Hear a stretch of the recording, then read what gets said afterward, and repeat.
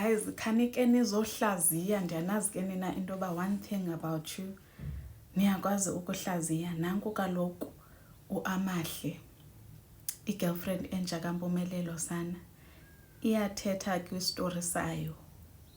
Andiyazi uba le ntetho ijongise phi na, but uthi niwatefela njani amadoda nibe nibadala kunawo, hayi niyayenza into yenu.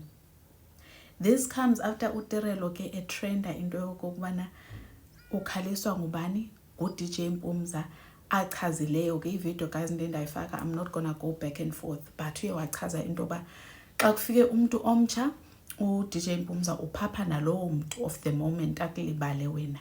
So uAmahle ithini into yale post yakhe, ithini masike siyihlaziye, because not so long ago kaloku after eposte ivideo yakuMzansi Magic abantu bebemthethelela besithi, oh sis Aram ingathi ufuna ukukhala, oh she looks so sweet, oh ithini ngoku into azoyibhala phaya, because obviously we all know into yoba ngubani omdala kwi-relationship kaTirelo noMpumelelo. uTirelo is older than uMpumelelo by a year. Uvuyokazi was also older to ubani uMpumelelo. So ngokufika nje seyithetha izinto ezinjena sana, like uze nenye sana, uze nenye usisi.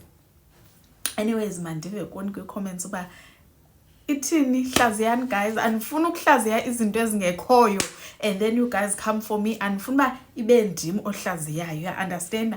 Enye ke itrend ibikhona apha ezintsukwini ngumangwabe noTata uMosamseleku. uTata uMosamseleku ubone sana eposter efast no wife wakhe umangwabe phofu, the very same mangwabe owathi ke in the last few episodes of Uthando Lesithembu season 8 into yoba yena uyashiya phansi, wade wabiza noma wande emxolela into yokubana mntanam mna notatakho we are going to live separately, omnye uzobe ehleli phaa nomnye abe ehleli phaya because mna ndilungiselela ntoni i-divorce. Nanko ke umangwabe mntakabawo uyabonakala ehleli nomseleku, usafake indandatho yakhe igcwele isandla ke sana.